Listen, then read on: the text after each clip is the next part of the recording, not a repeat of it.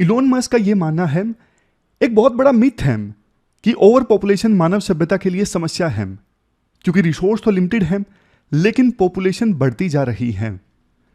Elon Musk कहते हैं नहीं भैया, ये बहुत बड़ा मिथ है, पॉपुलेशन का कोलैप्स होना यह मानव सभ्यता के लिए सबसे बड़ा खतरा है और इसके बारे में कोई केयर नहीं कर रहा है, कोई इस पर ध्यान भी नहीं दे रहा है। पॉपुलेशन दुनिया की एक लेवल के बाद ना कम होती जाएगी। हाल ही में एक खबर पड़ी कि पिछले 3 महीने में इटली में एक भी बच्चा पैदा नहीं हुआ। सुन के अजीब लगा, 6 करोड़ पॉपुलेशन का देश और एक भी बच्चा पैदा नहीं हुआ। बाद में रिसर्च करने पे पता लगा शायद ये न्यूज़ तो सही नहीं है, बट हाँ इतना जरूर है कि इटली एक बहुत बड़े पॉपुलेशन क्राइसिस से गुजर रहा है। पॉपुलेशन में जो रिप्लेसमेंट फर्टिलिटी रेट है ना, वो 1.26 चिल्ड्रन तक आ गई है। वन ऑफ द लोएस्ट है पूरे वर्ल्ड में। देखो आपको बेसिक्स बताता हूं। रिप्लेसमेंट फर्टिलिटी रेट होनी चाहिए 2.1। जैसे 2 लोग हैं ए और बी, ए हस्बैंड है बी वाइफ है, दोनों मिलके अगर 2.1 बच्चों को जन्म देंगे, आप बोलोगे सर 0.1 को कैसे देंगे, एवरेज निकालिए ना हमने। अगर देखो रिप्लेसमेंट फर्टिलिटी रेट 2.1 रहता है ना, तो पॉपुलेशन स्टेबल रहती है, ना तो बढ़ती है ना घटती है। 2 लोग आए, दोनों ने मिलकर 2 बच्चों को जन्म दिया। 0.1 इसलिए क्योंकि कुछ बच्चों की डेथ हो जाएगी, अनफॉर्चुनेटली वो रिप्रोड्यूस नहीं करेंगे, उनकी डेथ हो जाएगी, तो कंपनसेट करने के लिए 0.1 ज्यादा रिप्लेसमेंट फर्टिलिटी रेट मान लिया जाता है। अगर देखो रिप्लेसमेंट फर्टिलिटी रेट 2.1 से ज्यादा है तो इसका मतलब पॉपुलेशन ग्रो होगी, और अगर रिप्लेसमेंट फर्टिलिटी रेट 2.1 से कम है तो मतलब अनटिल एंड अनलेस बाहर से माइग्रेंट्स आए, फ्यूचर में आपकी पॉपुलेशन कम होती जाएगी। और इटली के साथ अभी ऐसा ही हो रहा है। काफी सारे फैक्टर्स हैं जिसकी वजह से इटली की पॉपुलेशन जो है वो कम हो रही है। वैसे देखो जापान भी इसी समस्या से गुजर रहा है, बट आज के आर्टिकल में फोकस इटली पर है। सबसे पहले इकोनॉमिक अनसर्टेनिटी। देखो इटली की जो इकोनॉमी है ना, बहुत अच्छा परफॉर्म नहीं कर रही है। वहां पे अनएम्प्लॉयमेंट काफी ज्यादा है, तो जॉब्स जब लोगों को नहीं मिलेंगी तो बच्चा पैदा करने में वो कतराएंगे कि बच्चे की केयर कैसे करेंगे। जॉब ही नहीं है, अभी तो जॉब नहीं है तो घर नहीं है, घर नहीं है तो बच्चों की देखभाल कैसे होगी बिना घर के। Next, changing gender roles. देखो वैसे ये एक अच्छी बात है कि अब वर्ल्ड में पहले की अपेक्षा काफी ज्यादा इक्वालिटी है। महिलाओं का पार्टिसिपेशन जो है लेबर फोर्स में इंक्रीज हुआ है, बट इसका एक नेगेटिव कंसिक्वेंस ये हुआ है कि महिलाएं जैसे एजुकेशन पे ध्यान देती हैं, करियर को फर्स्ट चॉइस रखती हैं, तो शादी काफी लेट हो जाती है, कई बार 35-35 साल की उम्र में। तो जब इतना लेट शादी होती है ना, तो फिर उसके बाद में बच्चे पैदा करना रिलेटिवली डिफिकल्ट हो जाता है। Next, high cost of child care. बच्चों के केयर की जो कॉस्ट है काफी ज्यादा बढ़ गई है इटली में। इसकी वजह से बहुत से लोग ऐसे हैं जो बच्चे या तो नहीं पैदा कर रहे हैं या फिर एक बच्चा। Next, lack of family support. अब जैसे देखो इंडिया में अभी भी जॉइंट फैमिली का कंसेप्ट है, खास करके रूरल एरियाज में तो है ही। रूरल एरियाज में क्या होता है कि बच्चे पैदा होने के बाद ना बहुत बड़ी फैमिली होती है, परिवार होता है बच्चों की केयर करने के लिए। लेकिन अर्बन एरियाज में जैसे इटली में क्या है, न्यूक्लियर फैमिलीज का कंसेप्ट है, वहां पे कोई देखभाल करने वाला नहीं है बच्चों की, तो इस डर से बच्चे कम पैदा किए जा रहे हैं। पॉइंट वैसे मैं आपको ये इटली स्पेसिफिक बता रहा हूं, लेकिन ये समस्या देखो अब धीरे धीरे ना हर देश में आ रही है।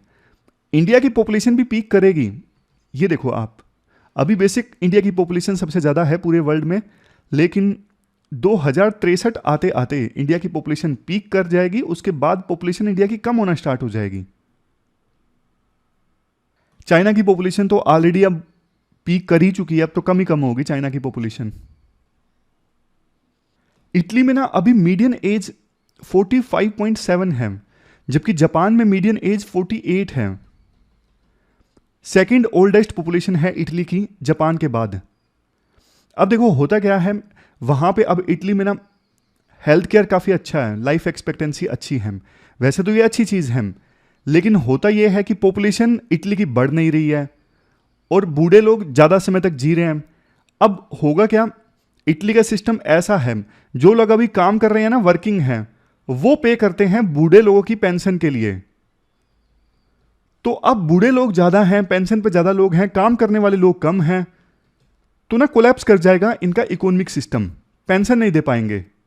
एक तरफ जहां देखो पॉपुलेशन धीरे धीरे डिक्लाइन कर रही है, ऊपर से ना माइग्रेशन भी हो रहा है इटली से, क्योंकि इकोनॉमिक सिचुएशन अच्छी नहीं है। तो ना इटली के यूथ जो है ना दूसरे देशों में चले जा रहे हैं काम करने के लिए, जैसे फ्रांस में, जर्मनी में। उनको लगता है कि यहां जॉब करना ज्यादा बेहतर है। लेकिन लोग आ भी रहे हैं अफ्रीका वगैरह से, लेकिन लोग जा ज्यादा रहे हैं इटली को छोड़ के, आ कम रहे हैं। तो नेगेटिव नेट माइग्रेशन है। कंसिक्वेंसेस क्या होंगे पॉपुलेशन के डिक्रीज होने के? मैंने बोला ना, वैसे पॉइंट ये इटली स्पेसिफिक है, बट पॉपुलेशन डीपॉपुलेशन पे क्वेश्चन आता है, पॉपुलेशन कोलैप्स पे क्वेश्चन आता है, पॉपुलेशन क्राइसिस पे क्वेश्चन आता है, तब ये सारे पॉइंट्स आप दे सकते हो। जनरल पॉइंट्स हैं जो दूसरे देशों के लिए भी एप्लीकेबल होते हैं। कंसिक्वेंसेस देखो ये है, श्रिंकिंग वर्कफोर्स, मतलब काम करने के लिए यूथ रहेगा ही नहीं। अगर बच्चे कम पैदा होंगे तो काम कौन करेगा आगे? वर्कफोर्स का साइज तो काफी कम हो जाएगा, टैक्स रेवेन्यू कम हो जाएगा, काम करने वाले लोग कम हैं तो वो कम टैक्स पे करेंगे, कम टैक्स पे करेंगे तो इटली के पास रेवेन्यू कम आएगा, इंफ्रास्ट्रक्चर डेवलप करने के लिए, डेवलपमेंट के लिए पैसा नहीं रहेगा। Increased dependency ratio, working population कम है, बूढ़े लोगों की ज़्यादा है, तो मतलब डिपेंडेंसी रेशो बढ़ जाएगी उनकी। Next, regional disparities. Regional disparities मतलब देखो पॉपुलेशन डिक्लाइन ज़्यादा सीवियर है साउदर्न इटली में, वहाँ पे ही अनएम्प्लॉयमेंट के रेट, इमिग्रेशन के रेट ज़्यादा हैं। तो नॉर्थ इटली और साउथ इटली के बीच में ना डेवलपमेंट को लेकर डिस्पैरिटी आ जाएगी। अब डेवलपमेंट डिस्पैरिटी आ जाती है तो फिर वो नीचे वाला पार्ट बोलने लगेगा या फिर ऊपर वाला पार्ट बोलने लगेगा कि हमें अलग होना है, हम अलग से देश बनाएंगे, ऐसी चीज़ें होने लगती है, सिसेशनिस्ट टेंडेंसीज आ जाती हैं। नेक्स्ट है सोशल एंड कल्चरल इम्पैक्ट। जब देखो इकोनॉमिक सिचुएशन खराब होगी पॉपुलेशन की वजह से, तो फिर आपको पता है क्राइम वगैरह की घटनाएं ज़्यादा होने लगती हैं, दूसरी चीज़ों पर लोग ध्यान नहीं दे पाते जैसे कल्चरल एक्टिविटीज़, तो इन पर भी सीधा सीधा इंपैक्ट पड़ता है। इसलिए यूरोपियन कमीशन ने बोला है इटली को कि भैया आप अपनी पॉपुलेशन पे ध्यान दीजिए। और ऐसा नहीं है कि अभी सामने आया है, पिछले 15 सालों से लगातार यूरोपियन कमीशन ध्यान दिला रहा है इटली को कि आप अपनी पॉपुलेशन पे ध्यान दीजिए, और इटली की सरकार ध्यान भी दे रही है। बच्चे पैदा करने के लिए फाइनेंशियल इंसेंटिव दिए जा रहे हैं, जैसे टैक्स में ब्रेक, आपको कम टैक्स पे करना पड़ेगा जो ज़्यादा बच्चे पैदा करेगा। सब्सिडीज दी जा रही हैं, पेड पेरेंटल लीव, बच्चा पैदा होने के बाद में पेड पेरेंटल लीव, जो हमारे देश में भी कंसेप्ट है मैटरनल बेनिफिट का। बाहर से ज़्यादा लोग आए इटली में काम करने के लिए, इसके लिए इमिग्रेशन पॉलिसीज़ को फ्लेक्सिबल बनाया गया है। इसके अलावा इटालियन जो गवर्नमेंट है ना, वो फैमिलीज़ को सपोर्ट कर रही है अफोर्डेबल चाइल्ड केयर में, फ्लेक्सिबल वर्किंग आवर्स कि आप घर में रह के काम कर सकते हो। तो ऐसे ऐसे प्रोविज़न किए जा रहे हैं ताकि लोग मोटिवेट हों बच्चे पैदा करने के लिए। अब बात करें इंडिया की, इंडिया का ध्यान देना जरूरी है यहाँ पे। देखो इंडिया ना डेमोग्राफिक ट्रांजिशन के मिडल में है। वैसे तो इंडिया की पॉपुलेशन अब रिलेटिवली यंग है, बट हमारी भी जो मीडियन एज है ना लगातार बढ़ रही है। 2011 में इंडिया की मीडियन एज 24 थी और अभी 29 हो चुकी है। 2036 आते आते इंडिया की भी मीडियन एज 36 हो जाएगी। मतलब अभी इंडिया की पॉपुलेशन यंग है, डेमोग्राफिक डिविडेंड हमारे पक्ष में है, तो इसका हमें फायदा उठाना चाहिए। अभी टाइम है इंडिया की इकोनॉमी को ग्रो करने का। आगे तो हमारी पॉपुलेशन भी इटली की तरह डिक्लाइन करने लगेगी आगे जाके। लेकिन देखो डेमोग्राफिक डिविडेंड का फायदा उठाने में ना ये सब चैलेंजेस हैं।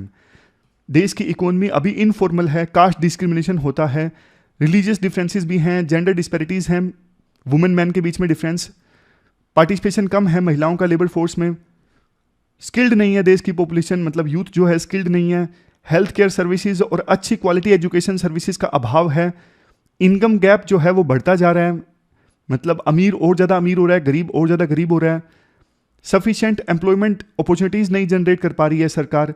ये सब चैलेंजेस हैं डेमोग्राफिक डिविडेंड का लाभ उठाने में, बाधाएं हैं। क्या करना चाहिए?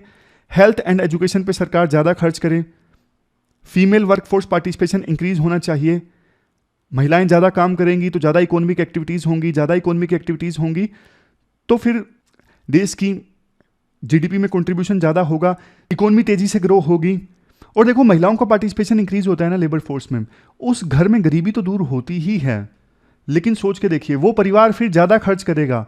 ज़्यादा खर्च करेगा मतलब डिमांड बढ़ेगी इकोनॉमी में। डिमांड को एड्रेस करने के लिए ज़्यादा फैक्ट्रीज लगेंगी, या फिर ऑलरेडी जो फैक्ट्रीज चल रही हैं ज़्यादा प्रोड्यूस करेंगी, तो ओवरऑल बहुत फ़ायदा होता है। Next, bridge skill gap. Skill gap जो है यूथ में, उसे फिल करने की आवश्यकता है। Next, encourage foreign capital inflow. देश में ऐसा इकोसिस्टम बनाया जाए, मतलब बिजनेस करना आसान हो कि ज़्यादा इन्वेस्टमेंट हमारे देश में आए, ताकि इंफ्रास्ट्रक्चर डेवलपमेंट में जो गैप है उसे फिल किया जा सके। Next, transition from the agriculture sector. देखो, एग्रीकल्चर सेक्टर में अब रिलेटिवली ना एक स्टैग्नेशन है ग्रोथ में, तो वहाँ से अगर जनता को शिफ्ट किया जाता है ना दूसरे सेक्टर्स में, जैसे सर्विस सेक्टर में या फिर मैन्युफैक्चरिंग सेक्टर में, तो भी देश की ग्रोथ इंक्रीज होगी और अच्छे से हम देश का जो पोटेंशियल है, यूथ का जो पोटेंशियल है, उसे यूज़ कर पाएंगे। तो ये पूरा आर्टिकल हमने डिस्कस किया पॉपुलेशन क्राइसिस और डीपॉपुलेशन से संबंधित। इससे पहले कि हम आगे बढ़ें, नमस्कार दोस्तों, नमस्कार कहना हम नहीं छोड़ेंगे। देखो, रिवीजन के बारे में आपने अपना व्यू बता दिया। ज़्यादातर लोग रिवीजन चाहते हैं, तो वीकली रिवीजन हम इस बार के संडे से कर सकते हैं। आज फ्राइडे तो हो ही गया, लेकिन देखो फिर आप यूज़ कीजिएगा। ऐसा ना हो यार कि संडे को हम डिस्कस भी करें लेकिन फिर आप यूज़ ना करो। बहुत सारे इनिशिएटिव्स इसलिए बंद हो जाते हैं क्योंकि आप लोग यूज़ नहीं करते। अच्छे इनिशिएटिव्स को यूज़ ज़रूर कीजिए। कुछ लोग बोलते हैं कि एथिक्स थ्रू न्यूज़पेपर का इनिशिएटिव बढ़िया था। जब था तो बहुत कम लोगों ने उसे यूज़ किया। तो इनिशिएटिव अच्छे, मैं बता रहा हूँ कि देखो, मसाला सबको चाहिए। इंटरनेट पे ना आप सर्च मारोगे ना, सिलेबस का कोई ध्यान में नहीं रखता यूपीएससी का। कुछ भी चीज़ को यूपीएससी सिलेबस से जोड़ दिया जाता है और बोल दिया जाता है यूपीएससी के लिए इंपॉर्टेंट है, लेकिन उसमें एंटरटेनमेंट होता है। अब बच्चे ना उस प्रकार के वीडियोस देख लेते हैं, लेकिन जो सिलेबस वाली चीज़ें होती हैं ना, जो बहुत इंपॉर्टेंट होती हैं, जो एग्ज़ाम के लिए काफ़ी इंपॉर्टेंट है, जिनसे मार्क्स इंक्रीज हो, जिनसे एग्ज़ाम क्लियर हो, उन चीज़ों को तवज्जो नहीं दी जाती ज़्यादा। इसीलिए अच्छे इनिशिएटिव दब जाते हैं, बंद हो जाते हैं। तो मैं यही बोलना चाहता हूँ कि रिवीजन हम करेंगे संडे को, लेकिन इसे यूज़ कीजिएगा, अच्छे से यूज़ कीजिएगा, ताकि अच्छा इनिशिएटिव कोई भी बंद ना हो। बस यही मेरी रिक्वेस्ट है हाथ जोड़ के। इसके बाद नेक्स्ट आर्टिकल लैंड डिग्रेडेशन से संबंधित है, और आप जीएस पेपर 3 के इस टॉपिक से आर्टिकल को रिलेट कर सकते हो। इससे पहले कि मैं आपको कंटेक्स्ट बताऊं, मतलब बता दीजिए लैंड डिग्रेडेशन का। जैसा देखो नाम से ही जाहिर है, लैंड का डिग्रेड हो जाना, यानी लैंड की क्वालिटी का खराब हो जाना। पहले कोई भी चीज उगाते अच्छे से उग जाती, लेकिन लैंड डिग्रेडेशन के बाद लैंड की क्वालिटी खराब हो गई, तो कोई चीज आप उगाओगे आसानी से उगेगी नहीं, क्वालिटी खराब हो चुकी है अब लैंड की। अब एक और क्वेश्चन मैं आपसे पूछता हूं, डेजर्टिफिकेशन और लैंड डिग्रेडेशन में क्या डिफरेंस है? क्या दोनों सेम टर्म्स हैं? नहीं, दोनों सेम टर्म्स नहीं है, अलग अलग हैं। देखो, लैंड डिग्रेडेशन एक बड़ी टर्म है। लैंड डिग्रेडेशन काफी सारी फॉर्म में होता है, जैसे एक है डेजर्टिफिकेशन, फिर दूसरा है सैलिनाइजेशन, फिर सोइल इरोजन भी है। इस प्रकार से लैंड डिग्रेडेशन काफी सारी फॉर्म्स में होता है। डेजर्टिफिकेशन सिर्फ एक फॉर्म है, लैंड डिग्रेडेशन एक बड़ी टर्म है, उसके अंदर आता है desertification. Desertification is type of land degradation. देखो, लैंड डिग्रेडेशन तो काफी फॉर्म में हो सकता है, मतलब लैंड की जो क्वालिटी खराब होती है वो तो कई सारे रीजंस के कारण हो सकती है। मान लीजिए सोइल में सैलिनाइजेशन हो गया, नमक की मात्रा इंक्रीज हो गई, तो भी तो ऐसा हो सकता है ना कि लैंड अब ज्यादा क्वालिटी वाला नहीं रहा, क्योंकि सोइल में नमक की मात्रा जो है वो इंक्रीज हो गई, अब ज्यादा कुछ अच्छे से उगेगा नहीं नमक की मात्रा इंक्रीज होने की वजह से। तो लैंड डिग्रेडेशन तो बहुत सारे रीजंस की वजह से हो सकता है, अलग अलग फॉर्म में हो सकता है, और एक फॉर्म है डेजर्टिफिकेशन। डेजर्टिफिकेशन में क्या होता है, फर्टाइल मिट्टी है, फर्टाइल सोइल है, लेकिन डेजर्टिफिकेशन के बाद ना वो जो सोइल है ना डेजर्ट टाइप कंडीशन में कन्वर्ट हो जाती है। तो ये थोड़ा सा बेसिक हमने समझ लिया। अब कंटेक्स्ट की बात करते हैं, हुआ क्या है। UN convention to combat desertification, body है डेजर्टिफिकेशन से लड़ने के लिए, इन्होंने ना अपना एक डेटा डैशबोर्ड लॉन्च किया है, मतलब एक वेबसाइट बनाई है। अब उस वेबसाइट पे ना विभिन्न देश अपना अपना लैंड डिग्रेडेशन से संबंधित डेटा अपलोड करेंगे। जैसे इंडिया बताएगा हमारे इतने एरिया में डेजर्टिफिकेशन हो रहा है, उसी प्रकार से बाकी देश जैसे यूएस, रशिया, चाइना ये सब बताएंगे। तो एक अंदाजा हो जाएगा कि वर्ल्ड में लैंड डिग्रेडेशन कितनी ज़्यादा तेजी से हो रहा है। ये काम होगा इस फर्स्ट एवर डेटा डैशबोर्ड का। अब देखो हम बात करते हैं रीजंस क्या है लैंड डिग्रेडेशन के। सबसे पहले है नेचुरल रीजंस। अब देखो एग्जांपल के तौर पर किसी एरिया में भारी बारिश हुई, मान लीजिए यहाँ पे सोइल है और यहाँ पे पेड़ वगैरह नहीं है, डिफोरेस्टेशन हो चुका है, पेड़ पौधे यहाँ से काटे जा चुके हैं, न्यूड सोइल है यहाँ पर। अब इस एरिया में बारिश होती है तो लैंड पे जो सोइल पार्टिकल्स है ना वो डिसलोज हो जाएंगे।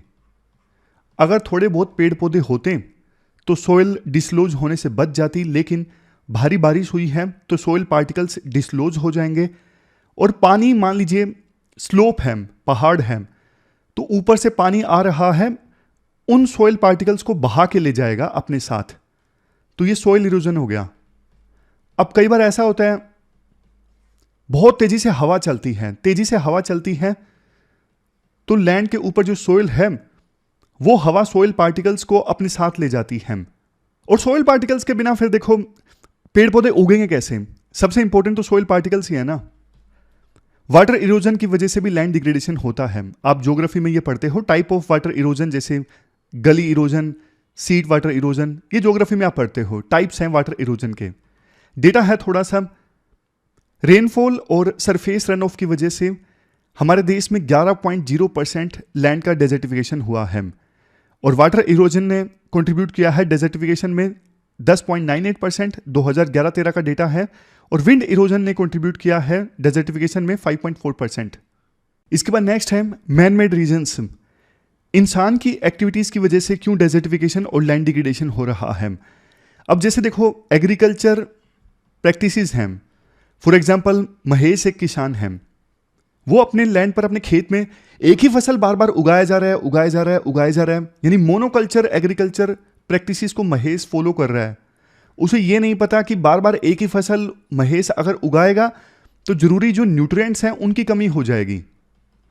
इसके अलावा महेश भरपूर केमिकल्स का इस्तेमाल करता है इस सोच में कि ज़्यादा प्रोडक्शन होगी, लेकिन देखो महेश ये भूल जाता है कि ज़्यादा केमिकल्स का इस्तेमाल अगर किया जाएगा तो इसकी वजह से सोइल का जो नेचुरल बैलेंस है ना वो बिगड़ जाएगा और फिर सोइल की फर्टिलिटी कम हो जाएगी।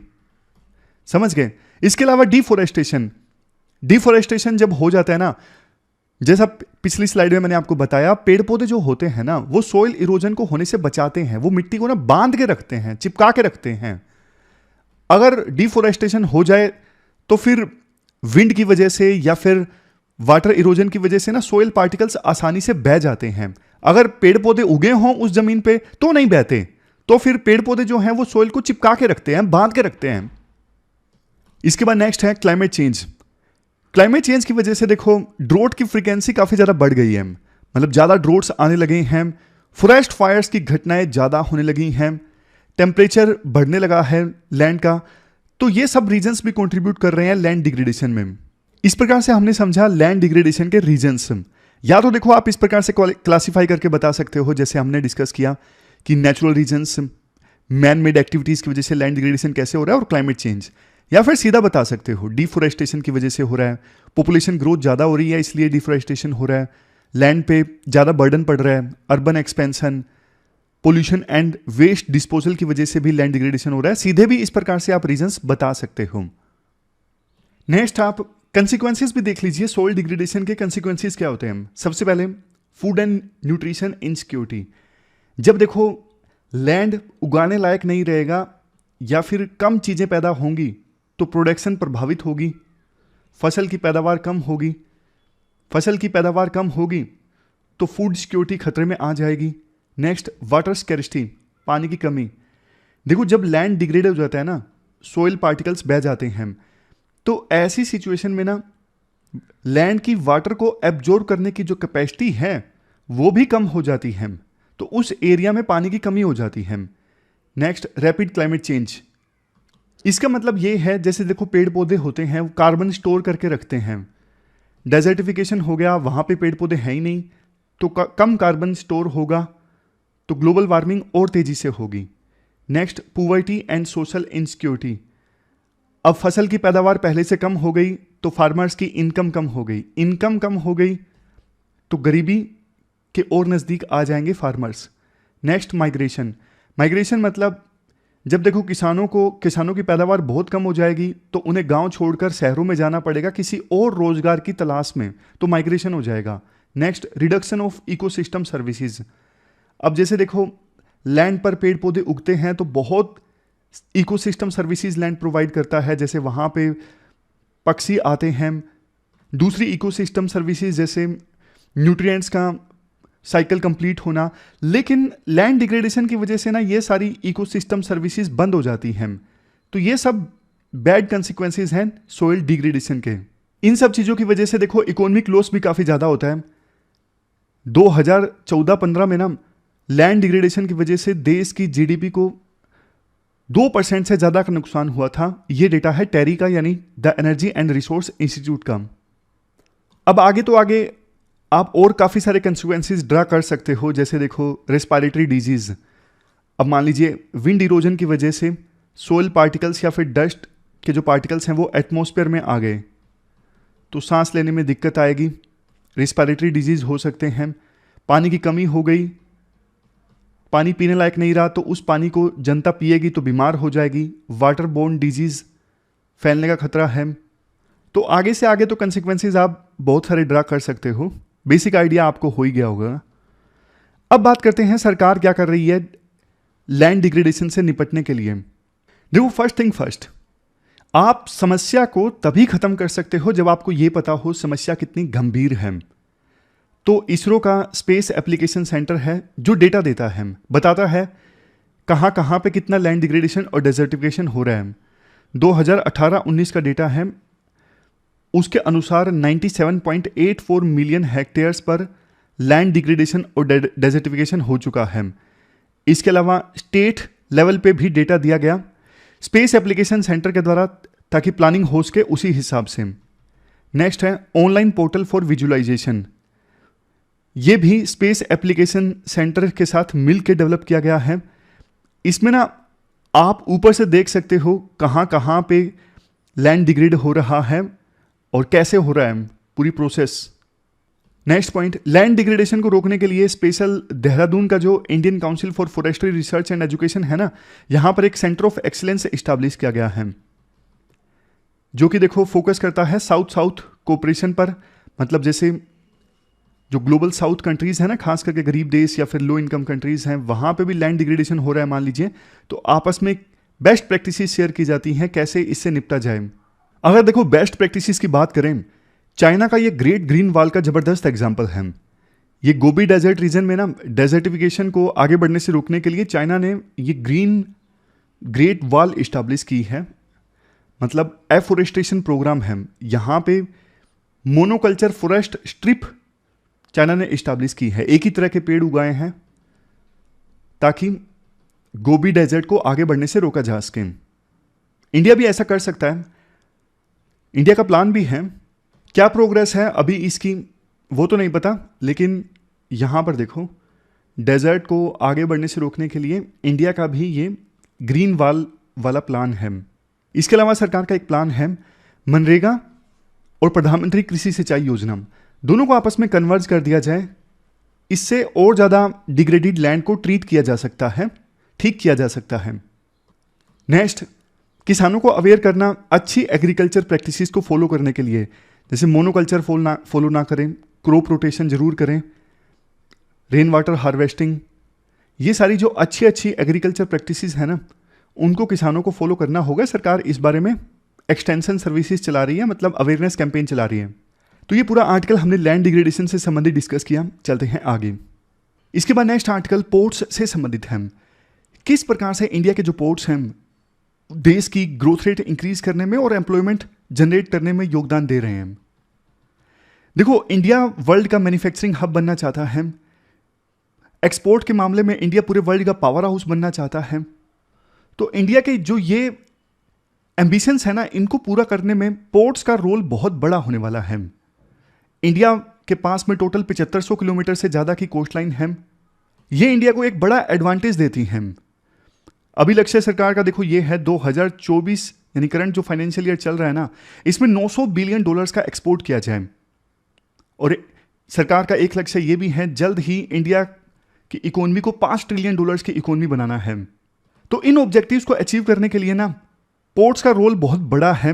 जैसे रॉ मटेरियल की मूवमेंट, रॉ मटेरियल का एक्सपोर्ट या फिर इंपोर्ट, फिनिश्ड प्रोडक्ट्स का एक्सपोर्ट या फिर इंपोर्ट, उसी प्रकार से दूसरी कमोडिटीज के ट्रेड में भी पोर्ट्स का रोल बहुत बड़ा है। देखो ये डेटा है, मिनिस्ट्री ऑफ पोर्ट्स की रिपोर्ट है।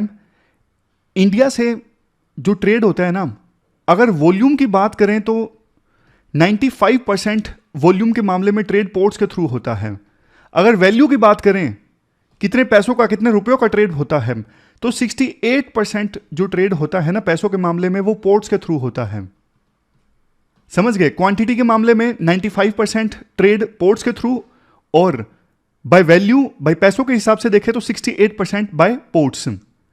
देखो सदियों से भारत की सिविलाइजेशन को सेव करने में पोर्ट्स का रोल तो हमेशा से इंपॉर्टेंट रहा है। इंडस वैली सिविलाइजेशन में हम पढ़ते हैं लोथल, धोलावीरा ऐसी जगहें हैं जहां पे, लोथल में वेल प्लान्ड डॉकयार्ड था उस समय, बहुत पहले। मैरीटाइम इंजीनियरिंग का अद्भुत एग्जाम्पल हम पढ़ते हैं ना हड़प्पा सिविलाइजेशन जब हम स्टडी करते हैं। आप एक बार देख लीजिए कहां पे है लोथल। ये है देखो लोथल, यहां पे जबरदस्त डॉकयार्ड मिला है। इसके अलावा मौर्यन ईरा में पाटलिपुत्र, जो मौर्यन एम्पायर की राजधानी थी ना, जो गंगा और सोन नदी के संगम पे स्थित है, वहां पे इन नदियों में जबरदस्त ट्रांसपोर्ट होता था। मतलब नदियों का इस्तेमाल किया जाता था ट्रांसपोर्टेशन के लिए, बहुत ट्रेड होता था इनके थ्रू। इस इनलैंड वाटर ट्रांसपोर्ट ने ना मौर्यन एम्पायर की खुशहाली में काफी योगदान दिया। नेक्स्ट गुप्ता एम्पायर आता है। गुप्ता एम्पायर में एक बड़ा पोर्ट था वेस्टर्न कोस्ट पे, बरोच, जिसको आज भरूच के नाम से जाना जाता है। ये भी आप देख लीजिए कहां पे है, गुजरात में भरूच का पोर्ट। ये गुप्ता एम्पायर के दौरान डेवलप हुआ था, और यहीं से बहुत सारी चीजें एक्सपोर्ट की जाती थी, जैसे मसाले, टेक्सटाइल्स, जेमस्टोन्स। इस पोर्ट ने भी गुप्ता एम्पायर की प्रोस्पेरिटी में बहुत कंट्रीब्यूट किया। इसके बाद देखो चोला डायनेस्टी का एग्जांपल ले लीजिए। चोला डायनेस्टी में जब राजेंद्र चोला का रूल था ना, उस समय एक पोर्ट डेवलप किया गया था, नागापट्टिनम। नागापट्टिनम पोर्ट की लोकेशन क्या है वो भी आप देख लीजिए, ये है नागापट्टिनम। इंपॉर्टेंट प्री के क्वेश्चंस बनते हैं पोर्ट की लोकेशन से संबंधित, और कौन से डायनेस्टी ने कौन सा पोर्ट डेवलप करवाया था। इसके बाद मेडिवल पीरियड में मालाबार कोस्ट पर पोर्ट ऑफ कैलिकट जो है ना, ये डेवलप हुआ। यहां से स्पाइसेस का ट्रेड होता, ट्रेडर्स यहां पे आते मिडिल ईस्ट और यूरोप से। इसकी भी लोकेशन आप देख लीजिए कैलिकट की, केरला में है ये पोर्ट ऑफ कैलिकट।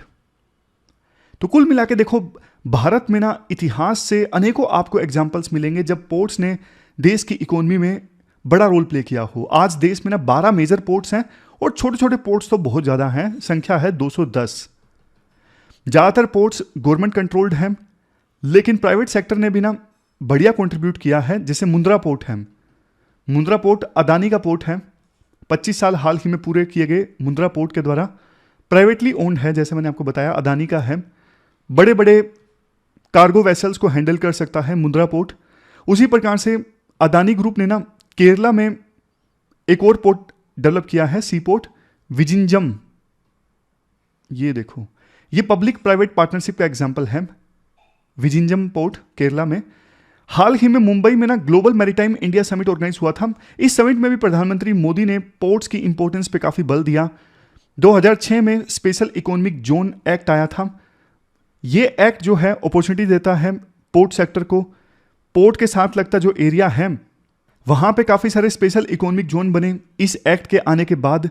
देखो इंडिया के वेस्टर्न कोस्ट पे जो पोर्ट्स है ना, जैसे मुंबई का पोर्ट है JNPT है, वो पोर्ट्स ना कनेक्टेड है इंडिया के कॉमर्शियल सेंटर्स और इंडस्ट्रियल सेंटर्स से। जैसे मुंबई का पोर्ट जो है वो पुणे से वेल कनेक्टेड है, अहमदाबाद, दिल्ली यहां से वेल कनेक्टेड है। तो बाहर से जो सामान आता है ना, उनको हिंटरलैंड में आसानी में पहुंचाया जा सकता है।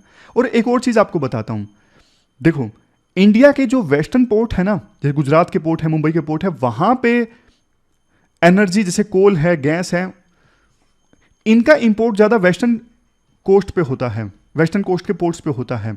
और जो ईस्टर्न कोस्ट के पोर्ट्स हैं ना, जैसे चेन्नई, विशाखापट्टनम, कोलकाता, पैरादीप, ये गेटवे हैं एक प्रकार से एशिया, यूरोप, अमेरिका, इन देशों से ट्रेड करने के लिए। यहां से ना मिनरल्स का एक्सपोर्ट इंपोर्ट काफी ज्यादा होता है और दूसरी मैरीटाइम टूरिज्म एक्टिविटीज काफी ज्यादा होती है ईस्टर्न कोस्ट के पोर्ट से। इसके अलावा सरकार ना और बढ़िया इंफ्रास्ट्रक्चर पे ध्यान दे रही है, जैसे नागपुर, मुंबई, ये जो राजमार्ग बना है ना, इस प्रकार के हाईवेज के थ्रू पोर्ट्स और ज़्यादा अच्छे से कनेक्ट हो रहे हैं देश के हिंटरलैंड से, कोने कोने से। इसके बाद राइटर कहते हैं पोर्ट्स जो हैं बहुत सारी जॉब अपॉर्चुनिटीज़ पैदा करते हैं, लॉजिस्टिक्स को आसान बनाते हैं। पोर्ट्स अच्छे से डेवलप हों, वेल कनेक्टेड हों मेजर इंडस्ट्रियल सेंटर से, तो सामान को एक स्थान से दूसरे स्थान तक ले जाना बहुत आसान हो जाता है। चाइना का लॉजिस्टिक सेक्टर अभी इंडिया के कंपैरिजन में काफ़ी स्ट्रॉन्ग है।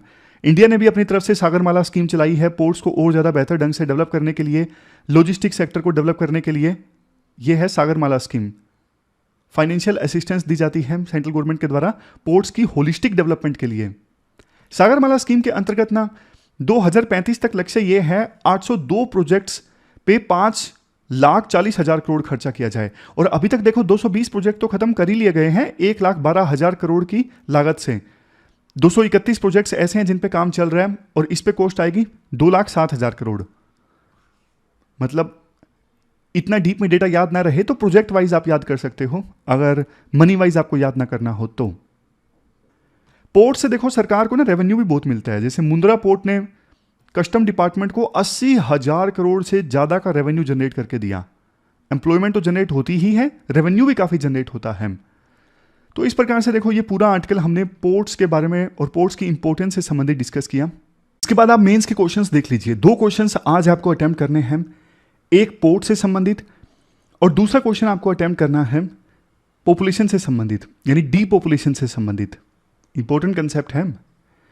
प्री का क्वेश्चन देखो यूपीएससी इस प्रकार से पूछ सकती है। यूपीएससी ने पूछा था पहले, इसमें तो हालांकि ये ABCD दिया नहीं हुआ, मतलब मिसिंग है टाइपिंग में, प्रिंटिंग में। अदरवाइज यूपीएससी पूछ सकती है कि ABCD मैप में ये लोकेशन दी हुई है, इन्हें आप आइडेंटिफाई कीजिए और इस प्रकार से ऑप्शंस। ये पहले यूपीएससी का पैटर्न हुआ करता था, लेकिन आजकल थोड़ा कम हो गया है। लेकिन अब पुराना जो पैटर्न है यूपीएससी फिर से रिवाइव कर रही है, ऐसा 2023 के पेपर में हमने देखा।